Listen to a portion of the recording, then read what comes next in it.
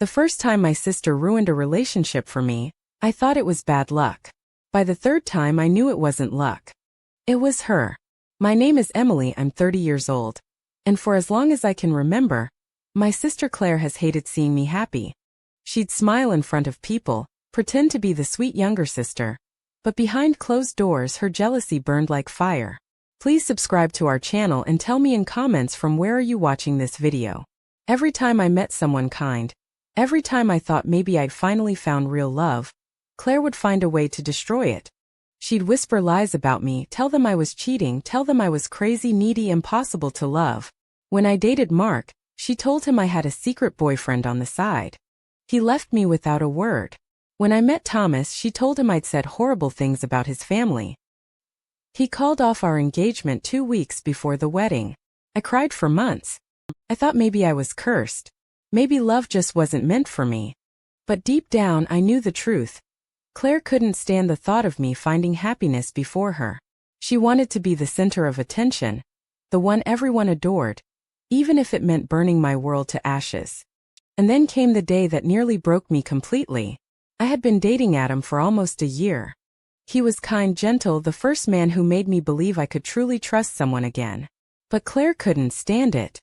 She started calling him late at night, sending him messages telling him I was using him, that I was just like every other liar. One evening Adam showed up at my apartment pale and shaking. "Claire told me everything," he said, voice cracking. "She said you're planning to leave me after you get what you want." My stomach dropped. I begged him to listen, to believe me. But by then, Claire had poisoned his heart. He left. Just like the others. I sat on the floor that night, clutching my phone, staring at Claire's name in my contacts. My hands were trembling with anger, grief, and a question that had haunted me for years. Why does my own sister hate my happiness this much? But what I didn't know then was that her cruelty hadn't reached its final act. Because months later, Claire did something that left the entire family speechless. She married Adam. My Adam. And that's when the story truly began to change. When I got the wedding invitation in the mail, my hand shook so hard I almost tore it in half. The gold lettering, the pretty ribbon, the words Claire Adam. A love worth fighting for. My stomach turned. I sat on my couch staring at that envelope for hours. My sister, the one who had ruined every relationship I ever had, now stood there parading her love story, with a man she had stolen from me. It wasn't enough that she had broken my heart. She wanted the world to watch her celebrate it. First, I told myself I wouldn't go. I couldn't bear to see them together. But my mother called me 2 days later, her voice sharp as always. "Emily, you need to be there. Family supports family. Don't embarrass us with your drama." My father stayed silent on the line, like he always did when it came to Claire's games. So I went. The wedding was picture perfect. White roses lined the aisle. Guests smiled and whispered about how lucky Claire was to find a man like Adam. And me? I stood at the back, my hands clenched, my heart in pieces, listening to them exchange vows that were meant for me once upon a time. Claire caught my eye as they kissed.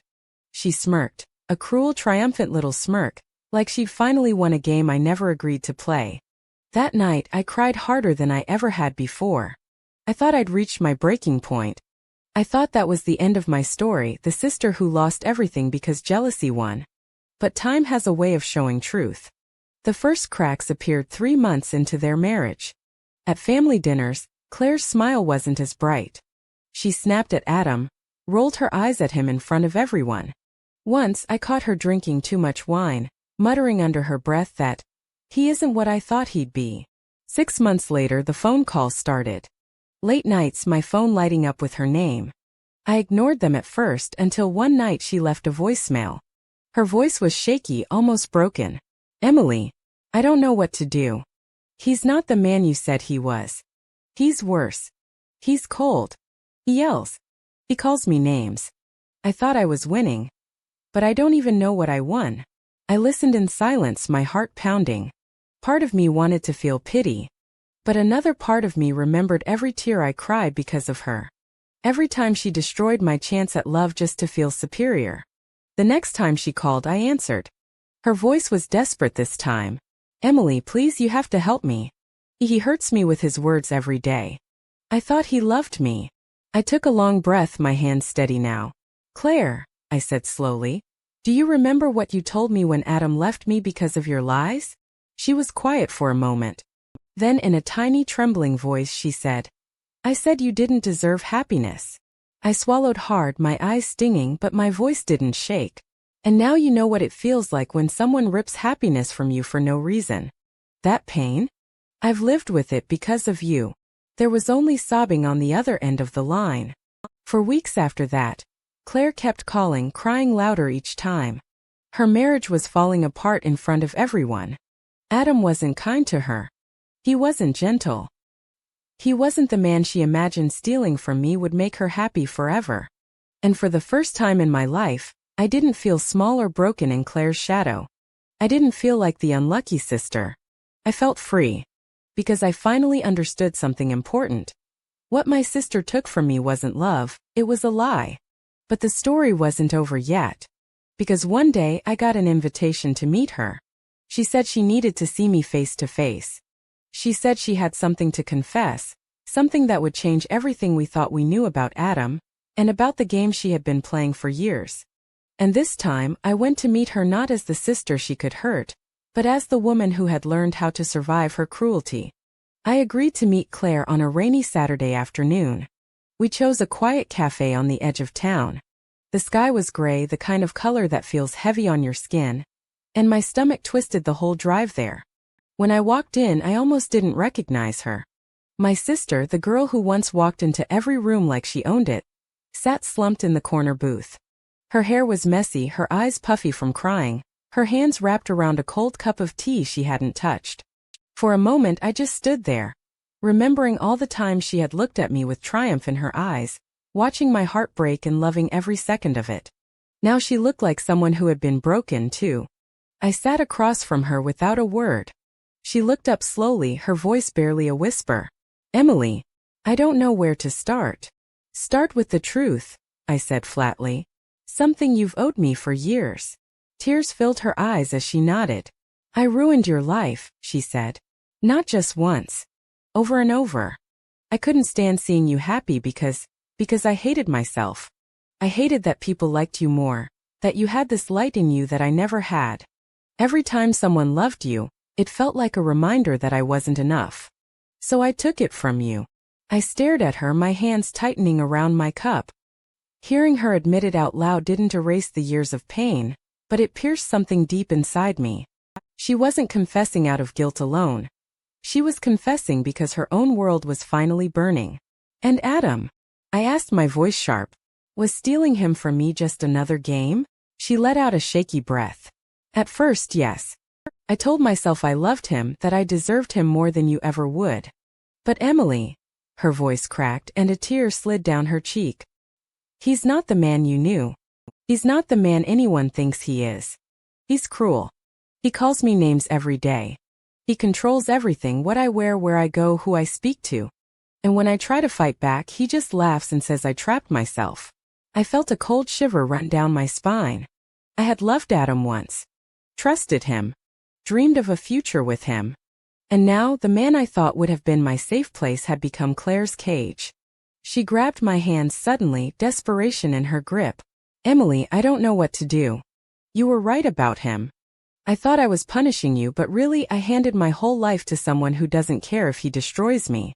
I stared at her for a long time, my emotions a storm inside me. Part of me wanted to pull my hands away, to tell her this was her mess, her consequence for every tear she made me shed. But another part of me, the part that had once believed in sisterhood, in love that runs through blood even when it's twisted, couldn't ignore her pain. Claire, I said quietly, you've hurt me in ways you can't take back. You made me believe I didn't deserve love. You took every chance of happiness I had and stomped on it because you were jealous. My voice trembled, but I didn't stop. And now you've learned the hard way that stealing love doesn't make it yours. It only gives your heart to someone who never deserved either of us. She sobbed harder, covering her face with her hands. I know, Emily. I wanted someone to choose me for once. My chest tightened. I understood that pain too well, the hunger to be chosen, to be loved, to be enough. But I also knew the truth now. The kind of love you have to steal will never keep you safe. We sat there in silence for a long time, the rain tapping softly against the window. Finally, Claire whispered, "I don't expect forgiveness. I don't expect you to love me again. I don't want to feel this alone anymore." I stood up slowly, my heart heavy. "I don't know if I can ever trust you, Claire. But I'm not leaving you in his hands. No sister deserves that." For the first time in our lives, she didn't look at me with jealousy. She looked at me with pure broken relief. That day, I made a decision that would change both of our lives forever. I wasn't going to let history repeat itself. I had lived too long watching love become a weapon in my family. I wouldn't let Adam keep hurting us both. And as we walked out of that cafe side by side, two sisters bound by pain instead of rivalry for the first time, I knew one thing for certain: our next move would finally put an end to his game. The night after meeting Claire, I barely slept.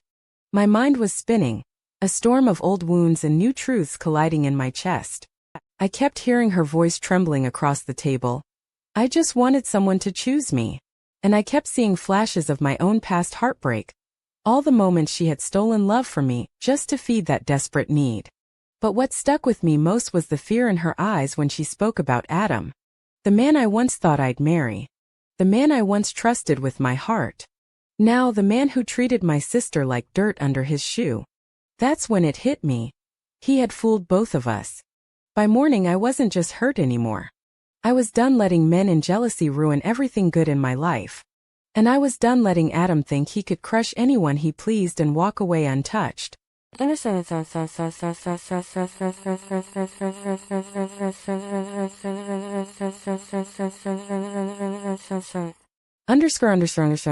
the next day, Claire showed up at my apartment. She looked fragile, like a bird that had flown through too many storms. Her face was pale. Her hands kept wringing together like she was trying to hold herself together. "He's worse now," she whispered as soon as I opened the door. "Last night he said I was worthless. That if I left, everyone would know what a mistake I was.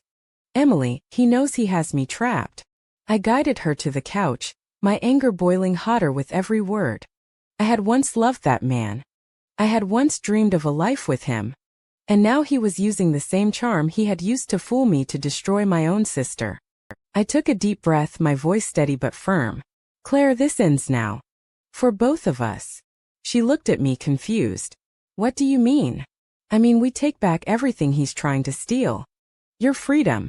My peace. Our dignity." For the next week, we quietly built a plan. We gathered every message, every cruel word he had sent her, every bank statement where he had drained her account. I gave Claire copies of the evidence I still had from when he left me, messages between him and her before my breakup, proof that he had lied to us both, played us like pieces in his sick little game. The more we uncovered, the more I realized Adam had never loved either of us. We were just prizes to him, trophies to use and discard. The pain I'd carried for years started to change into something else: strength. On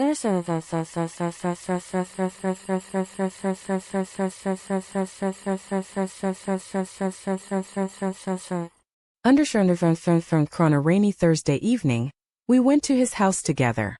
My heart was pounding, but I wasn't scared anymore. Claire's hands trembled, but I held them tight and whispered, "We're not his victims anymore. We're here to end this." Adam opened the door, his charming smile fading when he saw us standing side by side. "Well," he said slowly, arrogance dripping from his tone, "isn't this a surprise?" "We're done," I said sharply, my voice louder than I'd ever dared use around him before. "You don't own her. You never owned me. And you don't get to hurt us anymore." He smirked, trying to regain control. "Claire, baby, don't let your bitter sister poison you. She's always been jealous." That word jealous hit like a knife. I had heard it my whole life, used to make me feel small, like I wasn't allowed to want happiness. But this time I didn't flinch. I stepped closer, my eyes locked on his. "No," I said, my voice steady as stone. "What's bitter is a man who pretends love is a game. What's pathetic is thinking you can crush two women and walk away laughing. You're not worth our tears anymore." Claire lifted her head then, for the first time in years standing tall beside me. "She's right," she said, her voice shaking but strong. You made me believe I had to steal love because I wasn't good enough on my own. But I see now you were never love. You were just noise. We walked away that night, both of us shaking, both of us free. We filed everything we had with the right people. Lawyers, authorities, anyone who could make sure Adam's lies couldn't hurt another woman again. And when the truth came out, his charm and games finally fell apart. Understands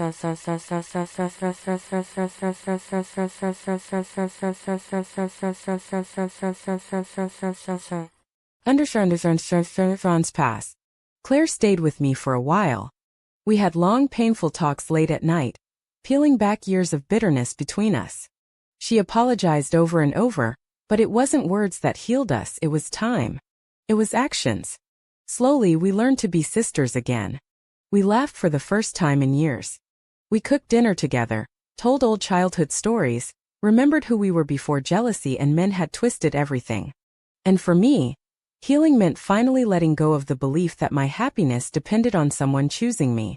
I started choosing myself. I built my own life full of peace, small joys, and quiet strength. And when love came again someday, I swore it would be the kind that never needed to be stolen or fought for. One evening, Claire and I sat on my balcony, watching the sun melt into the horizon. She turned to me with tears in her eyes and said, "I used to think your light made me look smaller. But now I know I just needed to find my own." I held her hand and said softly, "We were both wrong about love, Claire. But we're learning now. And that's all that matters." For the first time, neither of us felt like the jealous sister or the broken one.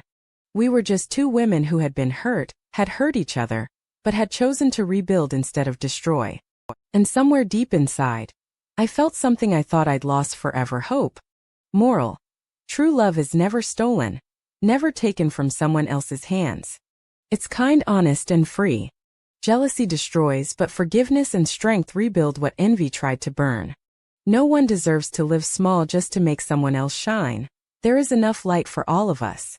Please subscribe to our channel and tell me in comments from where are you watching this video.